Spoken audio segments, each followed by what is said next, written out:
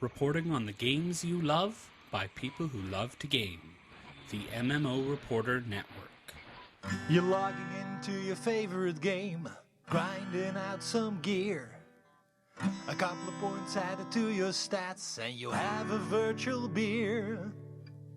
Max level is pretty cool, but I'll remind you here, my friend. These games are not about the goal, it's about the journey and not the end. You're listening to MMO Reporter, brought to you by Audible.com. Get a free audiobook download at audibletrial.com/MMO Reporter. And by Doghouse Systems.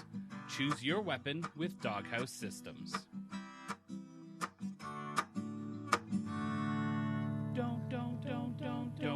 Don't forget about your ults you need to cherish. Each and every little character you've got, no matter what level they're at.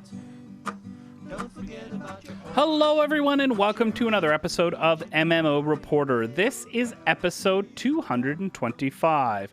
I'm Chris, and I am joined, as ever, by the ever-so-hyper Mr. Harry Hall. Hello, Harry. Hey there.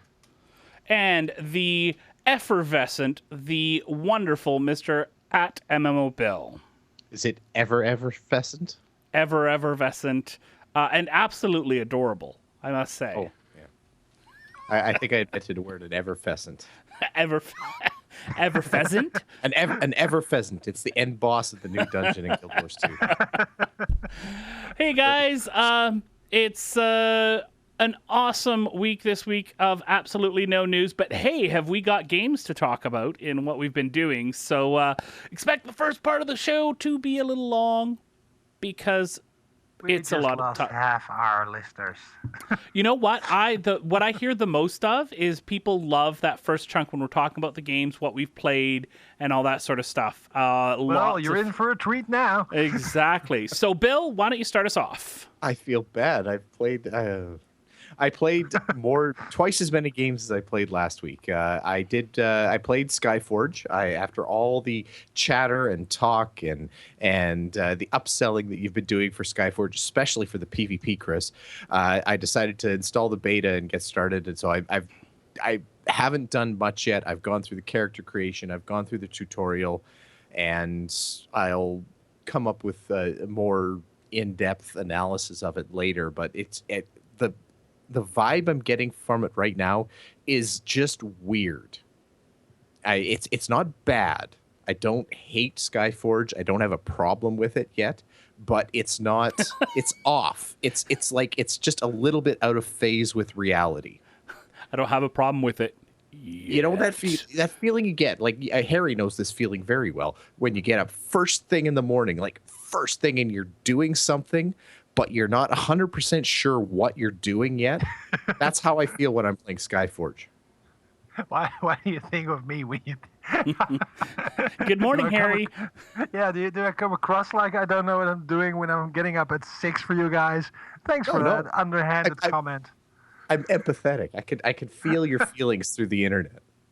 Everybody's got to have a skill, right? How many years have I been doing this now? I mean... It isn't getting better, probably. Okay, never mind. We're basically Continue. married. I jumped into Guild Wars 2. We streamed a little PvP on Wednesday night. That was fun. We did World versus World instead of structured PvP because we just felt like punishing ourselves during the Golem rush in Guild Wars 2. For those of you that didn't know, Guild Wars 2 from the week, I think it was from the 17th to the 24th, they were making Golem parts free. You still had to buy your building plans in World versus World, but once you got into World versus World, you could just launch the plan. It didn't cost any resources to build, and you'd run around in golems. And to make it even better, all golems did double damage, and they ran at double speed. So I missed that. That sounds awesome. It was interesting. It was it's one gold to buy a golem. Is it golem or golem? I feel like I need to commit here. I say golem. I say golem too, but I understand the confusion. Okay, I'm golem. to doubt myself. Gollum. Lord of the Rings, Gollum No, it is. it's Golem. I know it's Golem. If you're talking about the clay or robotic figure, it's Golem. If you're talking about the character from Lord of the Rings, it's Gollum. So it's Golem because it's a Yiddish word. It originates from Hebrew legend. I love that. That's the best. Hebrew legend. And you're totally not just making it up, right? No, actually, this is the story about the clay man and a rabbi putting the word, I think, live in his mouth, and then it comes to life.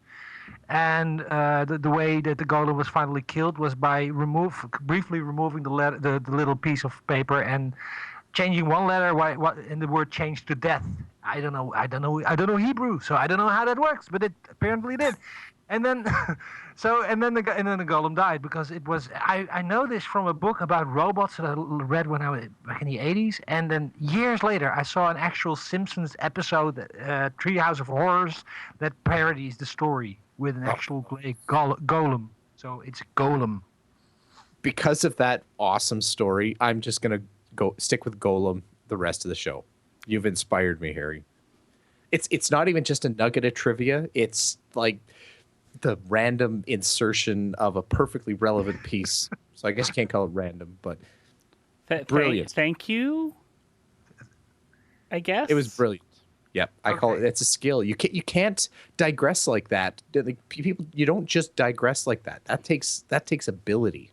And yet, I can never find my keys. Yeah. Anyway, so golems cost an entire gold to buy the recipe, so you had to make sure you didn't die because that's an expensive death. But if you were in a golem suit, it was great fun.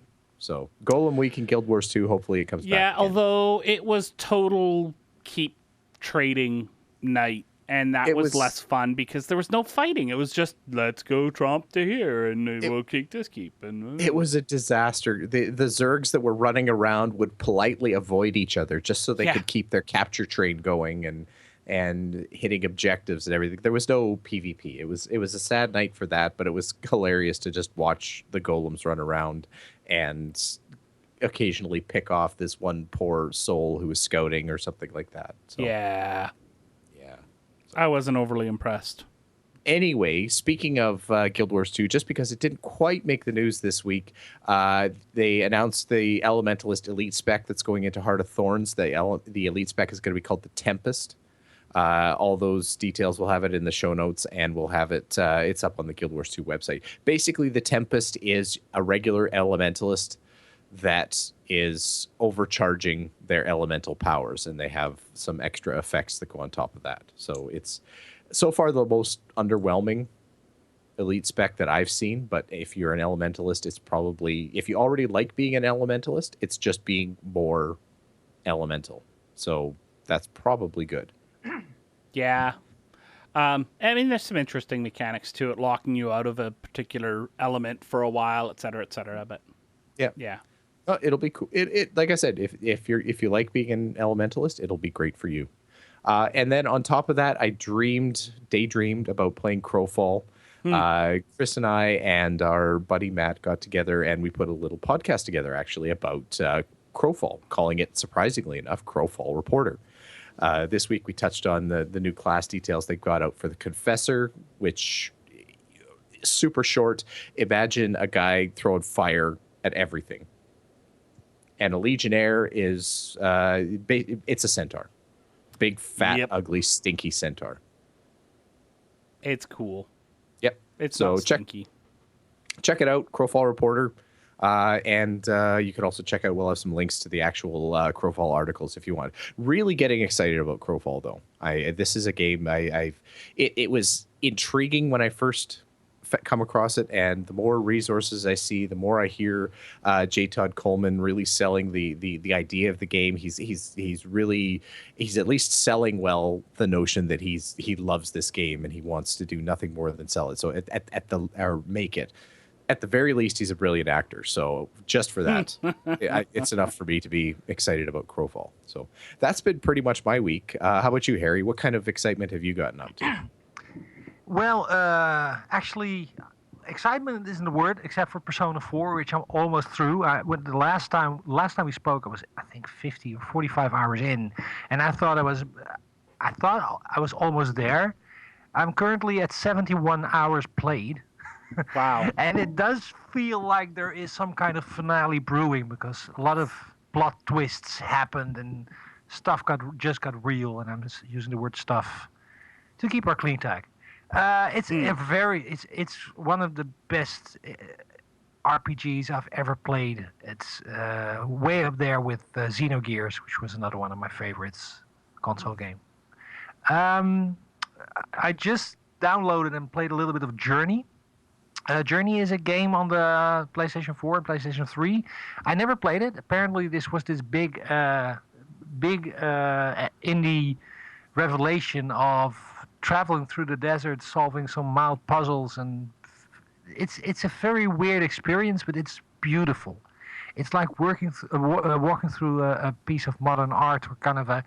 It's not quite Salvador Dali. It's in its design, but it's very, very. I'm not saying Salvador Dali is modern art, by the way. I know it's surreal, but it has a surreal atmosphere that's hard to explain. I'm enjoying playing that a little bit. The sadness came when I fired up Lotro. I hadn't played Lotro in a while, and I was wondering how long, and I just thought I should just log in and pay for my house and just log back out. I logged in, I had no more house. What? Been that long? 6 months. Oh. Apparently, after 6 months, they take away your house. They added that this year. Oh, was it this year? Maybe it was late last year, actually. Anyway, they added the threshold, and yeah. Look, I can see the point, and I was first worried that I lost all my trophies and stuff, but they're in escrow. Yeah. So I'm probably gonna buy a new house somewhere and then not log in again for quite some time. I don't know how long the escrow saves my stuff. So I never loved my house in Lotro. I really wanted to, and it never had that homey feel, you know. Oh, I put quite a bit of time in setting it up, and I was at the time when I was really deep into Lotro. This was my little trophy room. I was quite happy with it. So well, and it seems counterintuitive with a lifetime subscription where people are expected to take breaks and come back, and that's the whole point of buying a lifetime subscription, to have this in there. Well, the idea is that they want to free up houses because otherwise, what the problem was, if I recall correctly, that a lot of the neighborhoods were ghost towns because people didn't pay their upkeep and the houses were locked indefinitely. Yeah. And they weren't freed up, and that was the reason that they started to do this. And so I'm not angry at Turbine for changing the rules. It's kind of an annoyance. It's like, they could have given you a house in a new neighborhood that they set up just for this. Well, presumably ghost there's town. going to be lots of room in neighborhoods now. Yeah, like it shouldn't be too hard to go find a new neighborhood if as many houses are coming available as I think there's going to be. I'm just gonna check out and maybe play it again a little bit. I don't know. It's kind of oddly this became more of a barrier of entry again. Yeah, and that's the thing I kind of dislike. It's like I have to do this basically. I have to go house shopping in a game. It's like mortgage stuff like that. You know, those dwarfs are gonna cheat you. Sorry. I was going to say, if you wanted to go crazy, now is actually a good time to be jumping back into Lotro because they've actually added, I think the 16.2 patch came out, and they've added a new PvMP map for the first time in, what are we at, 8 years now? Oh, so I didn't know that. Have they added it? I knew it was coming, but I didn't know it was out. Yeah, my super inside source told me that the map is up now and ready to be played. Thanks, Asani. Ah. I'm actually looking forward to trying that. So okay, that's good. Now that's a good incentive. You did good, Turbine. Yes. I fired up Guild Wars 2 again, and had to close it because me is confused. They did something with traits and points. I have no what happened. Oh, okay. You're gonna like this. The short version, the Cole's notes of it, is that you know how you used to spend your points and you would be able to max out 2 lines, and then you'd be able to put 2 points into a third line somewhere, or you'd be able to split those points across 2 of your different lines. Well, now you get 3 lines all the way from beginning to end. That's so the you difference. get more skills, actually. You get more, yeah.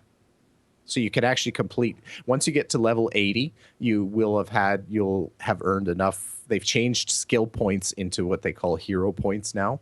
And by level 80, you'll have enough hero points to completely max out and get all your skills. And you'll have enough points to max out any lines that you want, any 3 lines that you want. And you still can respec anytime you want and everything like that. So it's actually better, but they changed the way it looks so much. It took me actually a couple tries before it finally made sense. Yeah, well, if you put it that way, it sounds like a good thing. Who knew? They took your $20 and they gave you 40. Yeah, but it's different types of notes, so I'm confused and I don't want it then. They took your coins and gave you more bills. Yeah.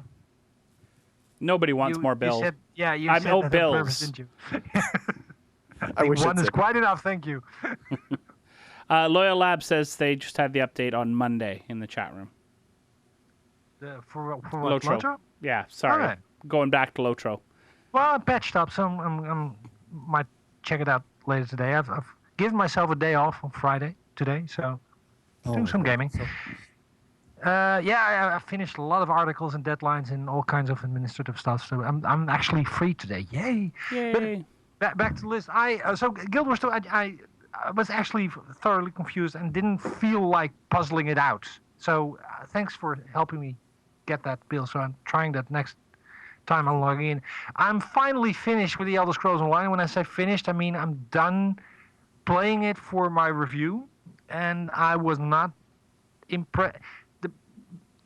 Very quickly, if you want an open world RPG on your console, then both The Witcher 3 and Dragon Age. Yeah. I was going to say Dark Age. Dragon Age are way better as an open world RPG to play if you're mostly into single player RPG stuff. And it's just not a good MMO. So if it's competent, but it never excels.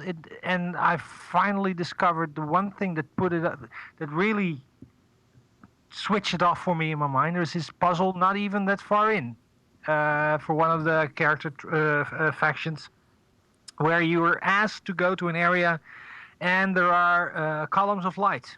And you have to switch those columns of light by clicking on them and they can be yellow, blue, or red. And you have to switch them to fit a pattern, and you can suss out the details from the environment, which is a fine puzzle in an RPG. I mean, it's not overly challenging. If there aren't other people running around switching the same freaking switch that I just switched when I figured out what the pattern was supposed to be, and I'm at the third column, and some other jerk is going to the first 2 and switching them over to something else. This is not good game design in an MMO. It's an MMO. People are going into my puzzle and messing up my solution. MMOs 101. You have to. There's this troll factor. You have to know that's going to happen. If it was a troll, I could have it wasn't even that. It was just this dude going, "Hey, it's a puzzle. Let's see what happens if I press this button." It's just about to finish it, damn it. Don't forget to breathe, Harry. Hey, don't forget you get 3 full trait lines in Guild Wars 2 now. Thank you. Okay, but here's my problem. I have played more. So not this particular week, but in the last little bit, I still can't figure out why I'm so bored all the time in it. There's combat, there's quests, there's stuff to do. Okay, the thing with the quests is, now you've awoken the beast. But but I'll try to keep calm. Because it pretends to be different by setting you up with this NPC that runs up to you all of its own, starts talking to you, and in fully voiced yet boringly written narrative explains to you why you have to go out and do this and that. If you just keep clicking and you skip it and you just follow the quest markers on your screen and you just go to the target and either kill it or click it, which are the two options available to you, and nothing else save for the odd column puzzle, then you just go through it like you're grinding World of Warcraft quests. So at first I thought, wow, this isn't playing like this plays like Skyrim. I'm getting a quest as a story and I go to points and I do stuff. It's not like that at all. There is one objective, you finish it, and you can just grind them out without knowing any context, without ever knowing why you're killing or clicking on stuff. And once you see past the curtain and you see the guy pulling the levers, it's just more of the same. And then it turns out that the combat isn't that awesome. It doesn't fit the great character development system that they have, which is one of the best I've ever seen. It's better than Guild Wars 2 in the sense that there's so many permutations of weapons and pieces of equipment and organizations that can unlock skill traits and trade lines, which is a fantastic system. And it isn't put to use in any meaningful sort of way during the questing. There you go. I need to play more, but I find it really, really hard to drag myself in there. Well, like I did with the PC version as well. Same thing. Well, and the moment that I notice that firing up a game feels like a chore, there is something wrong. Yeah. And that's I agree with you completely. That's the constant feeling I had while playing that. The good thing, and it's buy to play, which is an odd name. I mean, Mario Kart is buy to play as well. Call of Duty, buy to play. So you buy, then you play. But for an MMO, somehow it's persistent special. Online world. Well, yeah. That's anyway, I'll be watching for your review.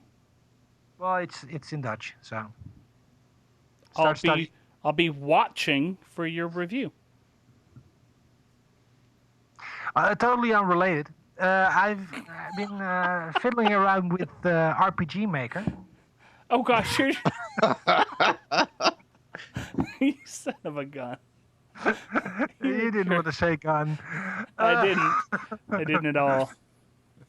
Yeah, you wanted to reference some kind of female dog somewhere in there. Yes, I did. RPG Maker I bought it in a Humble Bundle. It's basically a create your own. There was this entire Humble Bundle for creating your own. It's a weird word to say, but never mind. It's this suite of pieces of software for creating either RPGs or first-person shooters, all kinds of create your own game tools. And I've been fiddling around with RPG Maker, which allows you to make 16-bit Super NES style JRPGs, which is a lot of fun to just make something silly with. So I've had fun. Okay, I'll talk about the Apple Watch. It was next on the show note, darn it. When you thought we're going to zig, I just zagged. You are a zag. Or zog. I actually am testing the Apple Watch as we speak because it's on my wrist, and it's an interesting. It's interesting.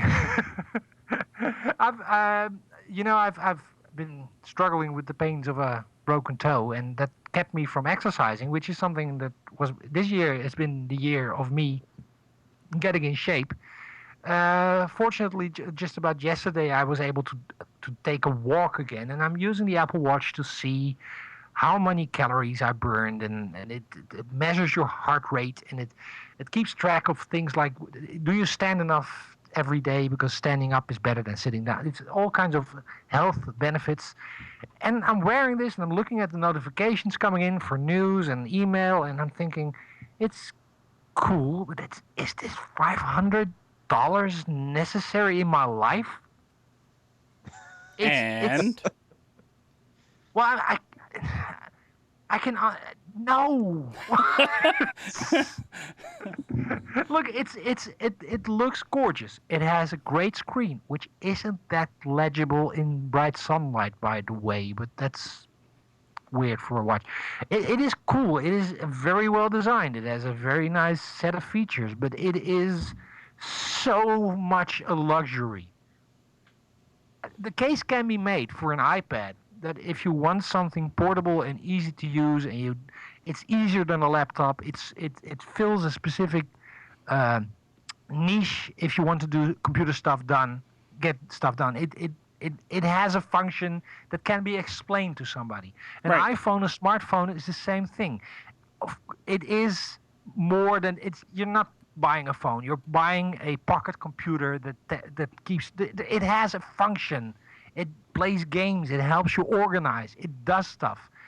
This is a very cool looking watch that's basically just trying to distract the hell out of me. Is it has a working? notification. Well, it works fine, except, and this is the irony, I wanted to use Apple Mail. This is getting too boring. Apple Mail has this feature of notifying you just when somebody on your VIP list sends you an email, which for me as a journalist is quite handy, because if an assignment comes in from a certain person, I'd like to know about it as quickly as possible. And I can get every freaking notification to work except Apple Mail's notifications. Oh, really? Which is Apple Mail. It's Apple Mail. It's the Apple Watch. Apple Mail notifications don't work Okay. on my Apple Watch. Here's the question. Does your Fallout Shelters notification work onto your Apple Watch? You know, I'm afraid to start playing that game because it actually has notifications for the Apple Watch. Oh, really? And I've heard so many.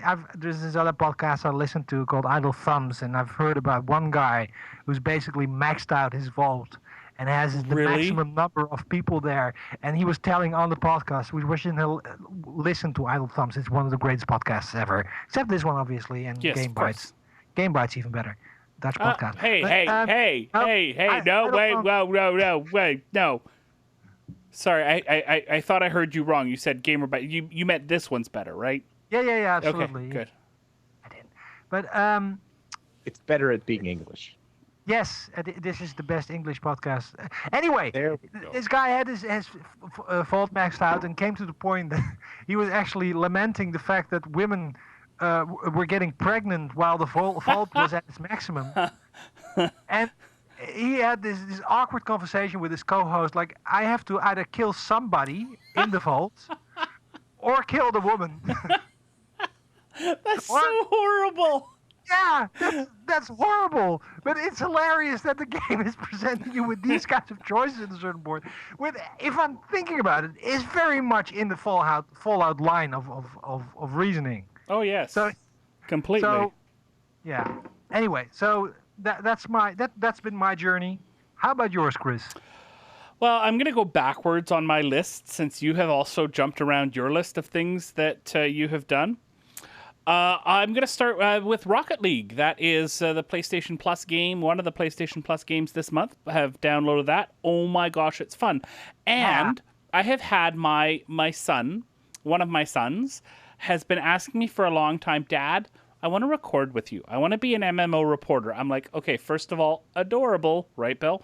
But it's incredibly cute that he wants to take part in something that I do, and he wants to be a part of it. It's just absolutely amazing. So we recorded a video on Rocket League, which we're going to put out next week. I'm on holidays for part of next week, so we're going to put out a bunch of videos while we're gone. Please watch it and comment on it, everybody, so that he can see. It's just us playing Rocket League for a while, and it was just a really, really cool experience to be able to share sort of the streaming and recording part with him. So, and Rocket League is an awesome game. Super simple, but super fun. Yeah, it's just what it is. No power-ups, no weapons, just a couple of cars, a ball, and 2 goals. It's fantastic. And the developer has said that they're not going to add power-ups. They're happy with how things are. That's it. I also am continuing to work my way to 100% in Batman Arkham Knight, and I'm even considering running through the game again in Story Plus mode, where you take your sort of finished Batman and that you have at the end of the single-player story and go back with all those extra powers and extra abilities and stuff like that through the game again. There's a new game plus? I didn't even know that. Yeah. So, whew. Yeah. Anyways, so working to 100%, and this is the first Batman game this is one of the few games that's not an MMO where I have gone out of my way to try and reach sort of 100% completion. Not normal for me. This game to me is that good. I am so sorry to everyone who pre-ordered the PC version. You are really missing out, and I think the developers really suck for releasing that game in the state that it was. Anyways. Did you ever end up playing it, Harry? I know Bill and I have already talked about this. Batman Arkham Knight. Well, we've actually discussed this on the show. Thank you very much. Oh, I'm sorry, I completely forgot. I remember Bill and I talked about it last week, but we've actually talked about the magnificent use of a certain character. Yes, absolutely. You're right. Sorry, totally remember that. I haven't finished it yet, by the way, because I actually kind of forgot that I had it. Now you mention it. Today might be a good day to play Arkham Finish Knight again. it. Sit down, get yourself a poop sock, and you're good to go. This is not making it attractive at all. The word alone. Don't you remember back in the WoW raiding days when people used to grind like crazy? That was the big term. They were poop socking it. That term was invented by, I believe, the original PC Gamer podcast. I think it was like episode 3. That was what they talked about. Was the concept. I don't think they invented it because it sure was around before that. Okay, the problem I have with this term is that a sock is not watertight. Okay, I mean, moving along from the details. It's not like if you would put any kind of fecal matter into a sock, that it would stay there, and you would just have to squeeze a little bit too hard and just have a very disastrous situation on your hands, literally. This is a horrible image. Guess it depends on what you've been eating. I mean, if you have a lot of enough. And I'm gonna mute you two. I've also played Guild of Dungeoneering. We streamed some Guild Wars 2 PvP, but what I really want to talk about and spend a little bit of time talking about here is Skyforge. And I'm really at a weird spot with this game because I find myself really wanting to log on, really excited to log on as I'm grinding towards another class. Now, how it works is it's like Final Fantasy XIV in a way. It's not you start with one class and then you get far enough into that class and you can morph into something else. That's not how it works. It's actually you have a choice of one of 3 starter classes, or you can pay some money and unlock 2 other classes with the basic pack. And if you get the collector's pack, you get another 2 classes. I actually got a press key and got 2 of those, the Knight and the Berserker. No, not the Knight. The Berserker and the Gunner. So I've got access to the 3 starter classes, the Paladin, the Lightbringer, and the Cryomancer, and then also the Berserker and the Gunner. And I've been working with the Paladin, going through, but in the game, once you get far enough on any class, you unlock there's this Ascension Atlas. You don't level through this game.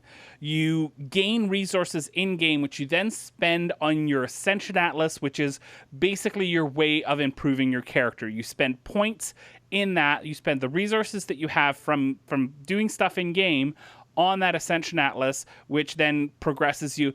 I guess one of the closest ways to put it might be the Star Wars Galaxy progression system. I was thinking about that. It's like that, except it's not by use. You get resources in game and then you spend them, whereas Star Wars Galaxy was strictly by use. But I'm assuming those resources are tied to what you do, so you're getting different resources from combat than you get from crafting. No, you don't. There's not really crafting. You get different quests will give you different resources, and you can see which resource it gets. And they're called sparks. There's 3 different types of sparks, and then there's your class-specific resource as well that you can get. So anyways, you can level up your class Ascension Atlas, but there's also a meta Ascension Atlas, which gets you bonuses to all your characters, not just that one class, but also you have to follow a path to unlock other classes through this Ascension Atlas, and it takes a long time and it takes a lot of resources. And I really want to play this class called a Kinetic, which is basically these big power gauntlets that give you kinetic powers. and I really want to get to that class. So I'm grinding, but I need hundreds and hundreds of these sparks to get there. I'm actually on the last leg of it, but as you get closer, it costs more and more and more and more and more. And it's kind of crazy. And my thing is... So you're basically grinding like it's 2015? Right. But I don't... And here's where I'm really, really confused. It took me about 2 days of playing this game a lot and working on getting some content out for everybody before I threw on Netflix and started watching a show while I did it. And usually that's okay, but that's really early in a game to me to have that. So is it just the carrot on the end of the stick that I'm going for that class that I want to get? The combat's okay. I'm not loving it anymore. Kind of tired of it. The progression is so grindy. I don't know if I'm just in it now to get that class. I think what will really put the linchpin in for me about whether or not I like it is when I finally get to that class, how much do I still want to play? Well, I mean, you're not the same guy you were 10 years ago, and grinding is something I've had my share of long-term investments in killing thousands of certain orcs to get certain deeds, and I was fine with that. I enjoyed my mornings just drinking coffee and grinding stuff away. The idea just it repels me to no end now. So maybe your taste has just changed, and this is just not the game for you. Maybe you need to be in a grinding state of mind. Well, for this. And that's the thing. I don't mind grinding if the grind is fun. Yeah, there should be some kind of tiny little reward feeling, or there should be something satisfying of repeating the same task so many times. And there is the little, every time you get to spend enough sparks to get one more step closer, you do get more power as your character, and you get, I think it's called prestige, which is basically your character level. And I've been playing for a couple of weeks. I think I'm prestige level, like I've got 3,000 points. And there's people that I've watched streaming that have 20,000. And I'm struggling to get like 100 at a time, maybe 100 or 200 a day. And there's people that are at 20,000. It's like you can get the end path, the end goal seems so far away. But that's a deterrent as well. Can I ask you something about that? I mean, yeah, I'm not trying to be flippant here, but not at all. I'm wondering, either are you doing something wrong that you're not getting as much points as those people get, or are those people not doing anything else with their lives except playing this? Ding, ding, ding! You got a winner.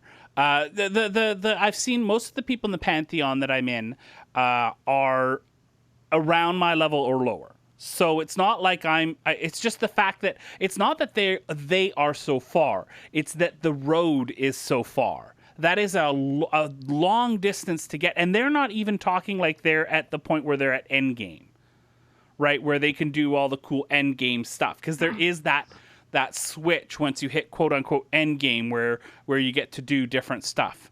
There's some interesting parts of the game, too, that are outside of that whole leveling class system. Like you are a god, you gain followers, you build your statue to you and send followers out on missions, etc. Your Pantheon has to build buildings and stuff so that you can unlock some content for that Pantheon. There's Pantheon missions to do for your followers. There's lots of stuff in here that's really, really cool. I just have to get past the grind, I think. Well, but you don't have to. You realize that. Well, no, but yes, I realize that. Of course, I what I'm trying to get at, I think, is that stuff seems like fun. I hope I get to see it, but to see it, I have to grind to it, and I don't know if I want to do the grind. There you go. There's my thoughts for now. I'll have a review out next week. See what I think. Bill, does this make you more or less likely to play Skyforge? I don't know. Like, again, you sell the game in such a way that it seems like it's barely interesting, and the notion of the grind does scare me away a little bit because I just don't have the time for the grind. But I still want to try. So no, you're not convincing me to play, but there's still a nugget inside me that just wants to try. I'm not convincing you not to either. Right. Harry, are you more likely to try it now, or Well, less? you're not really selling it. The combat, like, it's really pretty. Huge memory leaks. Like, you have to reload the game all the time. It crashes probably 2 or 3 times a day. Oh, well, that settles it. Now I'm installing it right away. But- Hold on, while I fire up my PC to get this crashing, boring game going as quickly as Of course I'm not going to play it now. I do want... everybody should wait until I get my review video out. And that's just sort of I'm making up my mind here as we talk. I'm going to move things along, though. Is that okay? Everybody's okay with that? I want to mention Quite happy with that. really, really quickly our Kickstarter that we have for our trip to PAX. Go to tinyurl.com/MMO Reporter PAX, and you can check out our Kickstarter. Now, I just put an update up. If you go to the Kickstarter page, you'll see under the updates where I go over the details of the draws that we're going to be having for any of our backers. We've got a couple of deadlines. One is July 30th, another one is August 5th, and then the close of the campaign. We're going to be giving away some stuff. One pack includes things like a box, a wooden box with a Guild Wars 2 logo, Heart of Thorns logo, as well as a couple t-shirts that I got that box from PAX East. And it's nice. It's got the logo on the front of it and stuff like that, as well as some stuff from this year's packs. We've got all sorts of stuff. All the details are on the Kickstarter page on our update. Update number 2 has all that information. I'll throw a link in the show notes. Please go check out our Kickstarter, tinyurl.com/MMO Reporter Packs. We are 65% funded. If we had, I think, like 1/20th of our audience each back, like $5 or $10, we would easily hit our goal.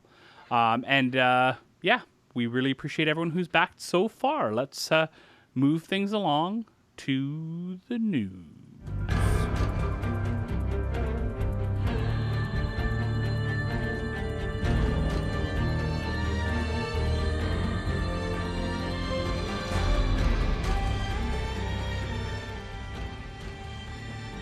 Well, this is kind of a sad news story, and it's wrong on so many levels.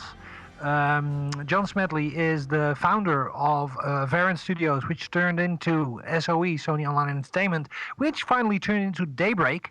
And John Smedley is stepping down as the head of Daybreak Studios. Doesn't mean he's actually leaving the company completely. It doesn't even mean he's not going to work for them anymore, but at the moment he is stepping down. And the story was brought out by at least, I've read a story about it on Polygon, where a couple of quotes were interesting. First is the official quote from Daybreak themselves. At this time, I can confirm that John Smedley will be taking some time off from the company for the near term and transitioning to a different role to be determined, the spokesperson for the company told Polygon. Upon finalization of his plans, further communications will be provided. The link that's made by most news sites is to the harassment of John Smedley and of Daybreak Studios by Lizard Squad, a hacker collective and a bunch of jackasses who brought down PlayStation Network and Xbox Live last Christmas. And actually, and this is obviously the worst part of it, faked a bomb threat on board of Smedley's airplane and forced him to land.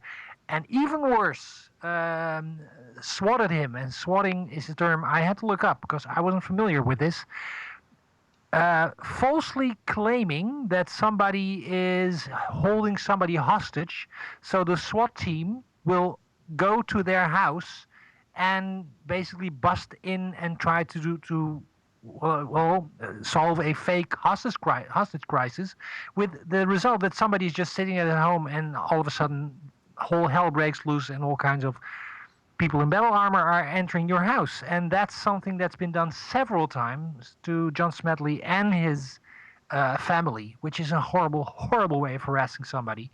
Harassment didn't end actually after a trial that's been held against one of the Lizard Squad members who was held responsible for the hack of the PlayStation Network and the Xbox Live system. Smedley was mad about that, understandably, that the guy who was sentenced for his crimes wasn't actually put in jail, but had a commuted sentence. Smedley took to Twitter and actually complained about that and was harassed again by Lizard Squad. All these things, I mean, it's easy to make the leap to think that Smedley just wants to get out of this for a moment and regroup and get just recoup and get out of this horrible situation. So that's the news in a nutshell. Guys, what do you think about this kind of unexpected step? It is an unexpected step, and it makes me sad to think that he's got to step away because of, like, if this is just a direct result of the harassment and of the issues that he's dealing with. It seems a shame that an entire company that does have pretty deep roots in gaming, whether you like it or not, it's almost a piece of history now, in terms, as well as being obviously still relevant, I think. The harassment is the thing that bugs me here. It's upsetting to not have Smedley being in the immediate gaming sphere. I guess whether you like him or you hate him, he's certainly added to it no matter what. But it's the harassment, it's swatting, it's that kind of thing. That's just it. I just hate it. That just makes me sad for humanity. Here's the thing too about the way in which a lot of these DDoS attacks are happening with groups like Lizard Squad is that there was a part of me when we were talking about including the story and stuff like that thought, oh, well, I don't want to say anything bad because, we're tiny. It's just not like we're Daybreak Games or anything like that, but what if we piss somebody off or something like that that's on this? What does that mean for us? But I think that it's so disappointing that humanity would treat other people that way. Especially someone who, whether you agree with their decisions or not, makes games. This is not a public figure as a politician who is making decisions on the world matters, about how things are going to work in the world. This is someone whose company makes games. And you're going to harass them in this way is absolutely a deplorable thing to do. I know you didn't mean it that way, but I would say that this harassment shouldn't apply to anybody, and no public figure is... if you disagree with somebody, this is not even the issue. The issue is there are a couple of jackasses, complete and utter, ready for the fuckheads, who actually just take pleasure in doing horrible things. Sending a SWAT team. Out, by the way. Thank you. You're welcome. Actually sending a SWAT team to somebody's house and sending a bomb threat to somebody who's in a plane, that just it breaks all. It's just criminal. There's no other word for that, and there is no justification for it. And it is evil, and it is unexcusable on every level. And it's pointless too. What do you accomplish other than trolling? It's troll points is all you get from that. It doesn't. You don't. The world doesn't become a better place. You're not. I can't imagine that somebody is patting someone else on the back saying, "Way to go, way to bring that plane down."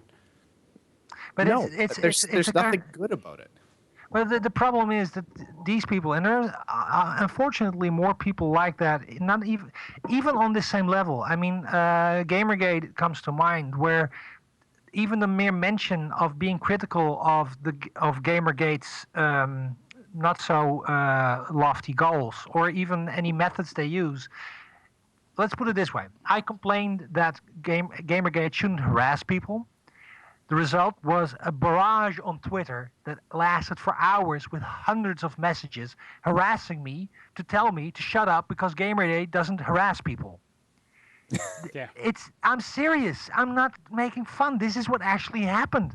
And it's this kind of logic, like you are the enemy and we can do anything we want to you because our group says that you are bad, is something, it's in the same line. Lizard Squad and the Gamergate harassment group are on the same level of awful human filth. I said it. Send your hate tweets to MMO Reporter. Yes, at MMO Reporter, not at MMO_reporter. No, not those guys are innocent. Yeah. Yeah, that guy loves Lizard Squad, I think. No, Yeah. but it's in the same line of people just taking pleasure in destroying other people's lives without any. Let's look at what we've got. We've got EverQuest. We've got EverQuest 2. We've got the PlanetSide series. Games that were coming up like Landmark, which, there's lots of potential for. H1Z1, all underneath John Smedley's overseeing eye, for lack of a better word. So that's a lot of quality games. EverQuest itself changed. We would not be here at MMO Reporter if it was not for EverQuest. Mm-hmm. Right? And so that's a lot of talent to remove from the equation if this is the reason why he's gone. Either way, he will be missed. It's really unfortunate. I think. Yeah. And as you said, it's a very big part of online gaming history. EverQuest was a landmark and pioneering title in so many levels, and John Smedley is kind of like he's in the same. I would say almost not quite, but almost in the same league as guys like Kojima and Miyamoto and former Peter Molyneux when he was still making games that were good, which is like very long ago. Mm-hmm. But he's one of these. He's like he's one of those guys that actually, like Richard Garriott, he's part of that old school group of people who made an impression and have earned their credit. And it's terrible to see him leave this company. And I really liked SOE. I mean, I might be in a minority in there, but I like their company. I like their things. Yep. All right, let's move things along because I'm going to start to tear up a little bit here as I get angrier and angrier. Yep. Well, one gaming entity out there that doesn't have the history and probably won't be missed quite so much is the third-party game library over on Glyph. If you are not in the loop, Glyph is the Trion World's game store or the launch portal or whatever you want to call it. It was its own thing. It acted as both the launching point for all of Trion's different games and MMOs and everything there, so including Defiance and Rift and Trove and it's Arcade. Their Steam, basically. Yeah. Well, that's what they were. I think what they were going for, because they also invited third-party publishers to publish their game through Glyph.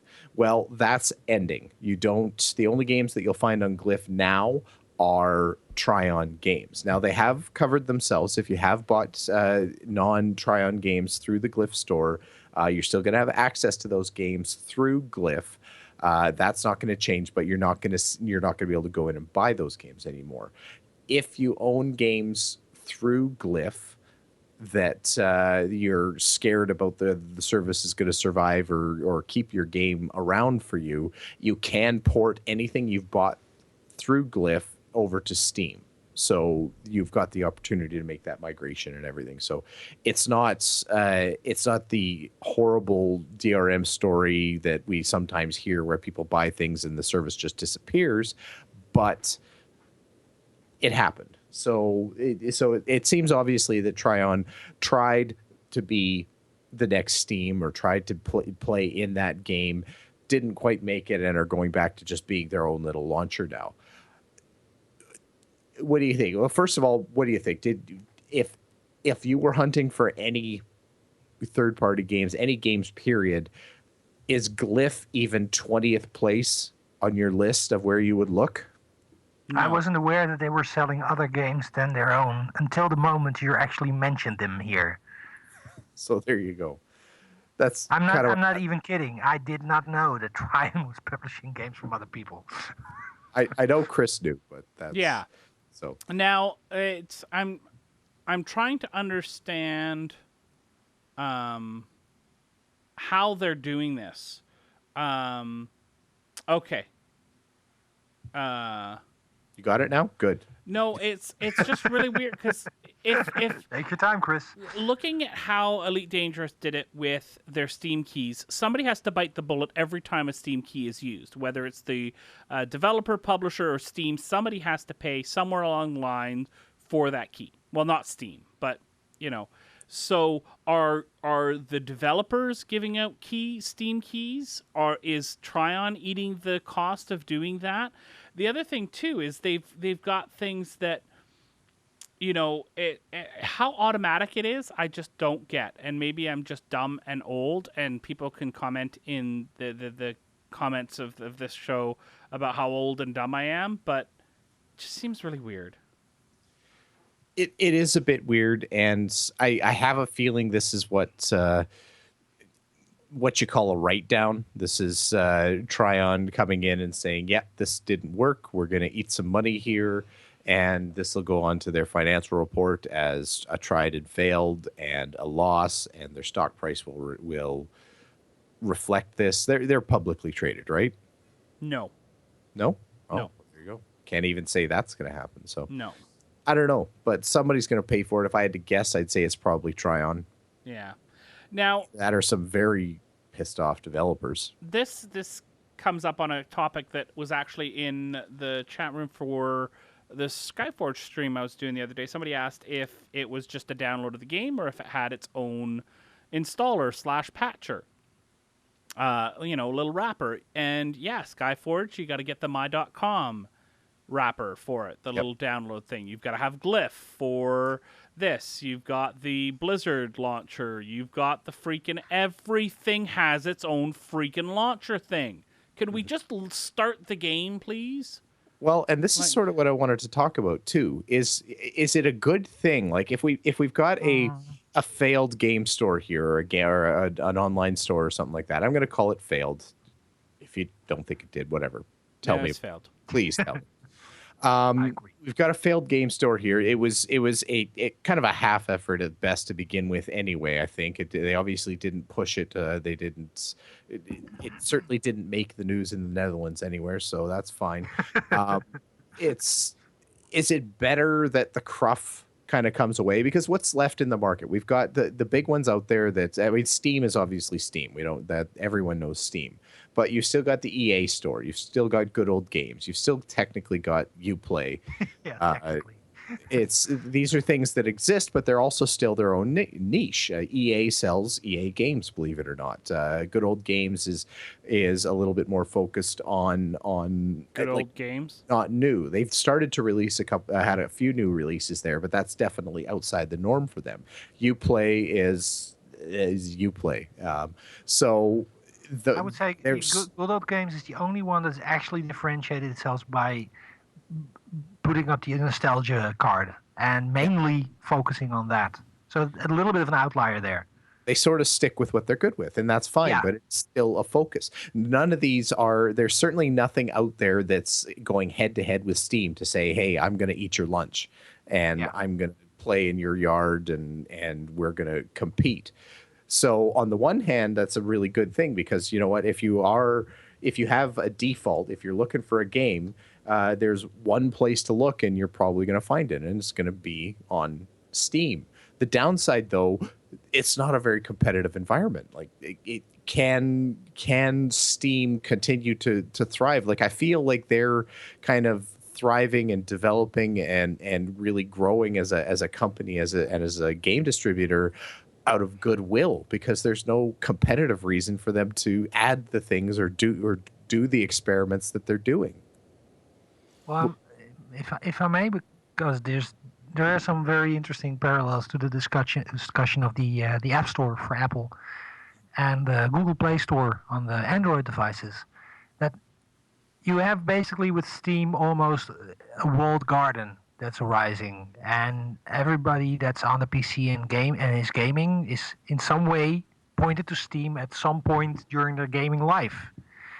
And most of what you need is there. And I think the advantages of having this one-stop online shop with full integration of communication tools and all the things that come with them kind of outweigh the advantages of more players on the market and freedom. And I feel the same way about having a single app store on my iPhone. I kind of like the walled garden idea because it takes effort away from me. I don't have to worry about stuff like where I'm going to get stuff. I don't have to wonder about if it will run or everything is just there and tied into each other. And from a consumer point of view, I'm so much happier off just using one thing than having to choose several things. I'm not sure that the competition thing is a problem here because you're talking about still different gaming companies that are publishing through that platform, and they are in competition.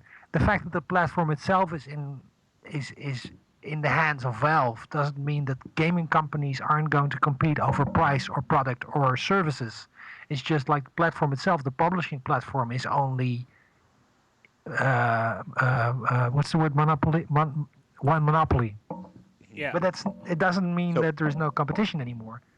Hey, So Steam itself, though, is I mean, to me, they're a pretty innovative company. Like they don't just sit back on what they've done and stick to what they're good at. They're actually reaching out and doing additional things. You've got Steam boxes, you've got the Steam controller coming out, you've got Steam VR coming out, you've got all the additional like the stuff like the voice chat and the other overlay features and the social network that Steam has kind of grown into. All of these things are their workshop. Don't forget the workshop, a unified way of having all the mods installed just by using the same unified interface. It's huge. Exactly. Like there's all these big features that are constantly happening. It's not like this is something that they did 5 years ago. They got it figured out and are just sitting on their success. And I don't see the impetus other than goodwill, and they just want to do it. And it's great that they do it. I can't complain. But do we see that same impetus? Like, let's say EA gives up and starts publishing all their games on Steam, and same with all the other kind of piecemeal launchers out there and everything like that. And Steam just rides high for 10 years. Do you think it's likely that they keep on? Like, is the Gavin is good mojo with Valve enough to keep Steam as an innovative and a positive driver for PC gaming? It's impossible, totally impossible to infer anything. It's almost like asking, will Apple still be huge in 10 years, or will Microsoft still be leading with Windows? I mean, you don't know. The only thing is, right now it works, and if something better comes along, it's the same with Amazon. Amazon is this huge, mega thing that you can go to for all of your purchases. Will it be around in 10 years? I don't know. Will I buy stuff there now? Yes, please. I like buying stuff from Amazon. Right now, it's the best thing out there, and the best thing out there is something that I love to use. I'm not worried about... because if something falls, if it goes evil or goes bad, it will drive away people, and there will be a better version of Steam from some other publisher that will take that piece out of the pie. It's happened before in other areas. I mean, MySpace, remember that? Used to be the social network. Facebook came along, took it away, and now everybody thinks like, we're never going to get anything other than Facebook. Of course we will, but maybe in a couple of years we'll have something fantastic that's way better and less annoying than Facebook. Does it stop us using it now? No. I just wanted to say Hagu in the chat room, pretty much to the second of when you started talking about the Windows 10 store, it being a competitor for Steam, said the same thing. Yeah, that was funny. Yeah, we'll see what Microsoft pulls off there, because Microsoft hasn't had the best track record when it comes to doing this kind of stuff. I mean, games for Windows Live, anyone? Yeah. This is like their fourth or fifth attempt to do exactly this. So I don't want to say that they'll never get there, but No, that's the other thing. Microsoft isn't afraid to fail and iterate. I mean, that's one of the fundamental differences between Apple and Microsoft. Apple is in the hit business. They want to have one thing that's perfect and then iterate slowly on it, but every version should have its merits and it should work. That's not exactly true what I'm saying. The iPad 1 was basically just an experiment that they iterated on. I think this is just the way these companies work. They just try and try again. They've invested research and effort into it, and Microsoft has the opportunity to do this. And what else are they going to do to stay relevant? Microsoft has to do something other than Office, especially now that they're going to give away Windows 10 for free. They better get a piece of the pie from the actual sales of software. Yeah. Let's move things along on that note.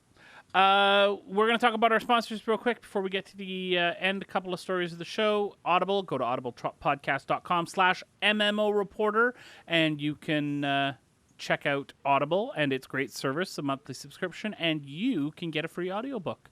So go check it out, audiblepodcast.com/MMO Reporter. And of course, our friends over at Doghouse System, use the coupon code MMO Reporter at doghousesystems.com for a free 120 gig SSD with your purchase. Sort of rushing through those a little bit because we are running really long this week.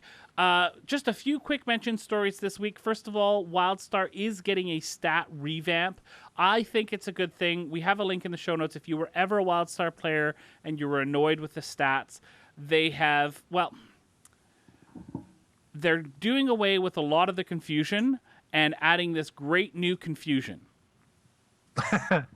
When are they going free to play again? Because that was fall. In the looking forward to that. So more confusion. That's good. Well, it's better, but it's better not confusion. It's a better system. It's not great. So go check it out. Make up your own mind. Let us know what you think in the comments.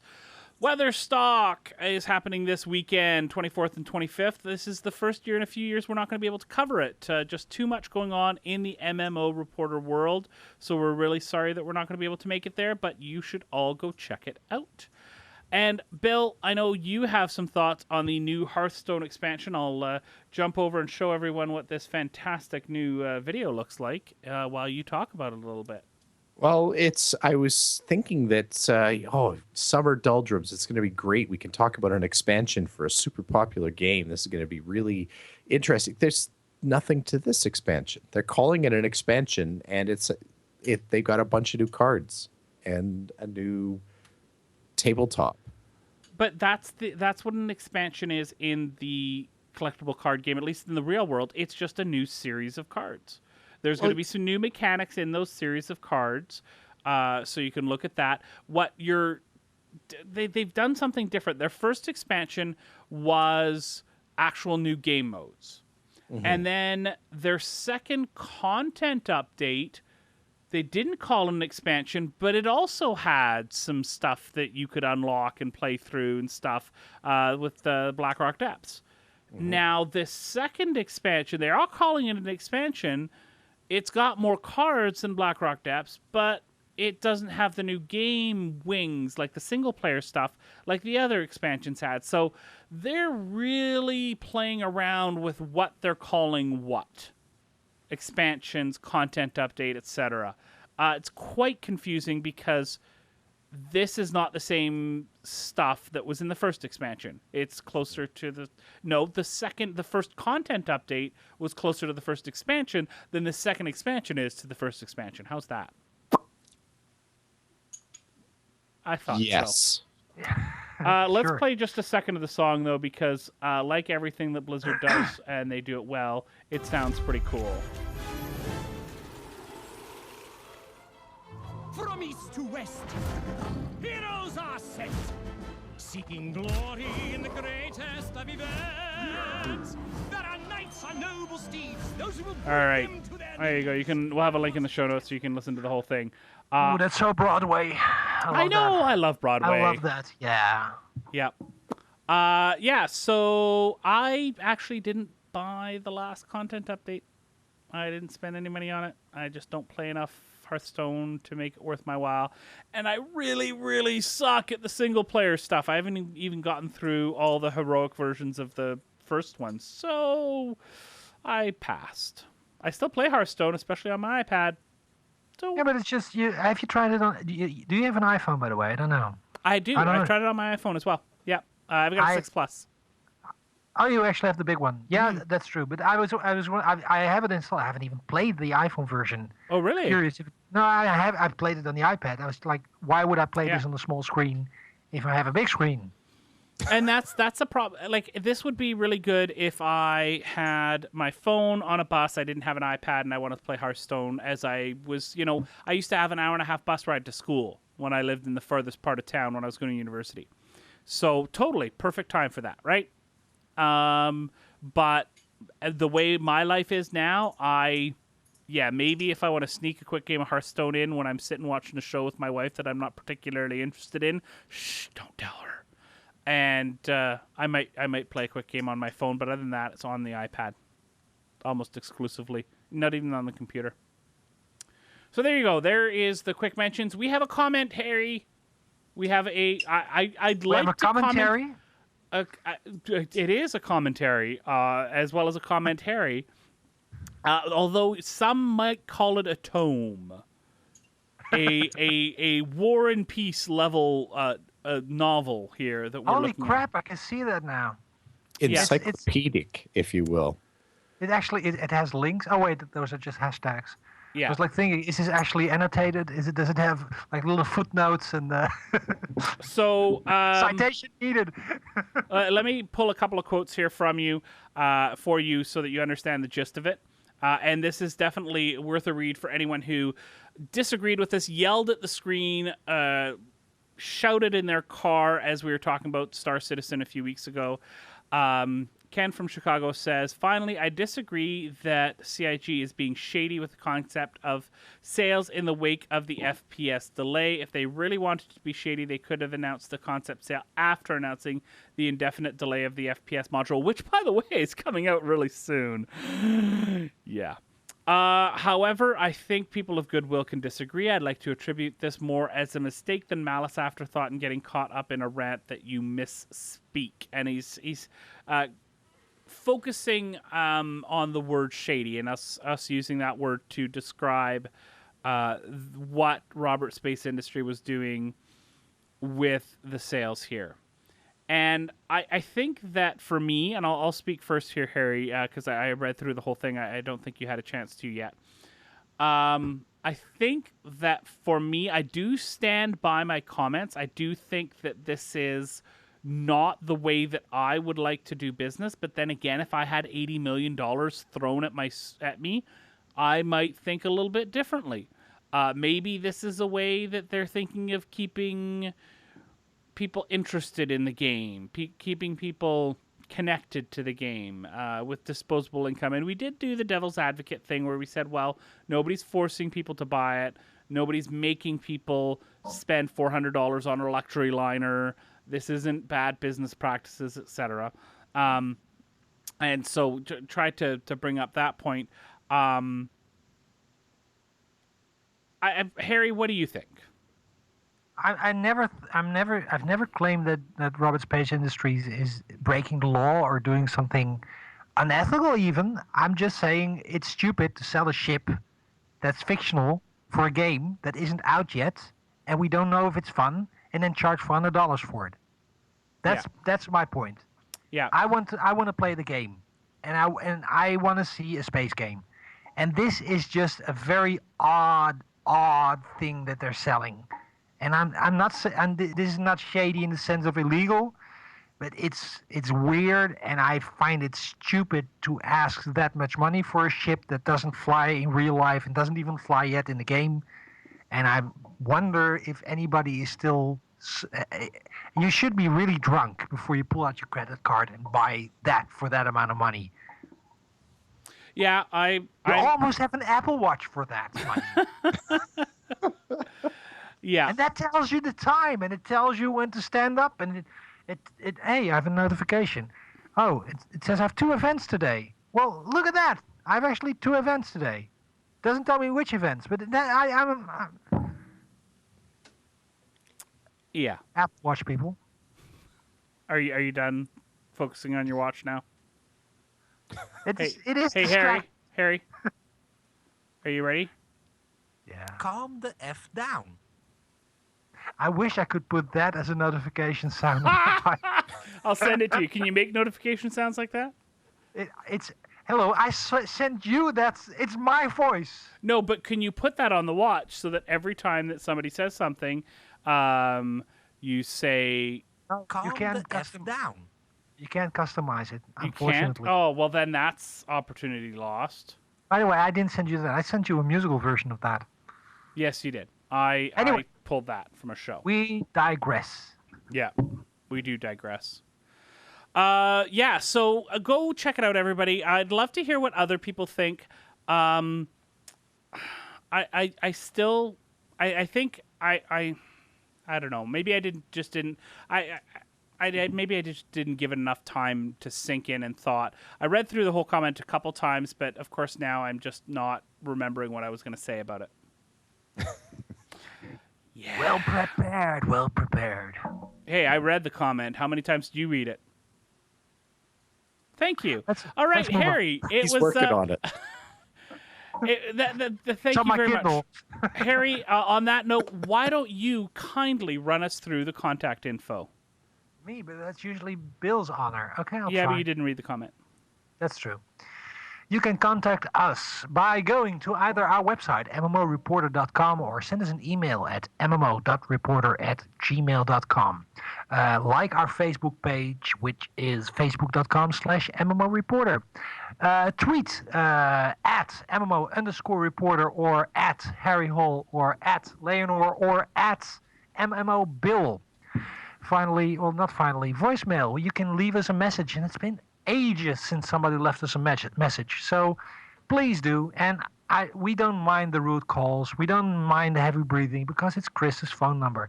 It's 616-666-6778. Darth Vader is on the line, people. No. That would be.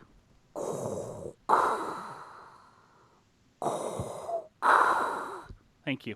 Go ahead. We've got ourselves a convoy.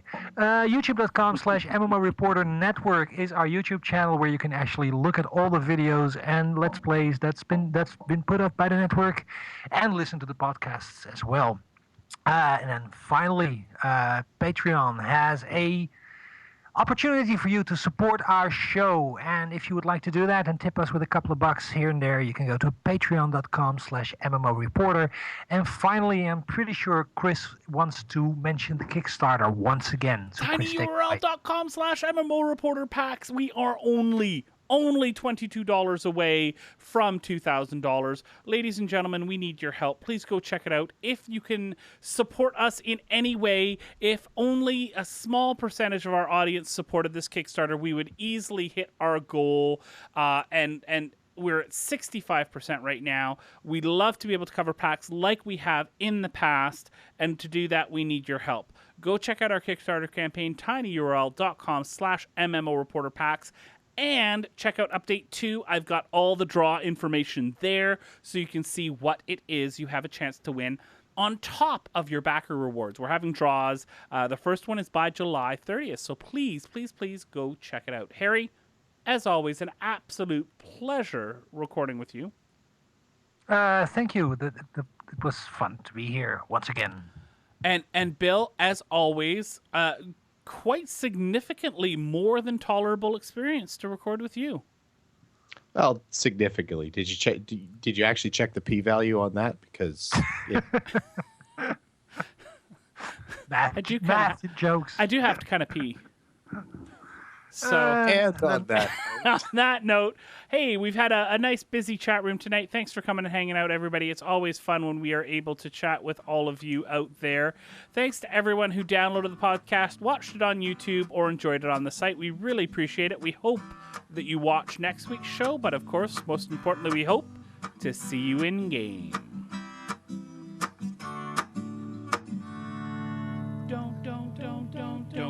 Don't forget about your ults you need to cherish. Each and every little character you've got, no matter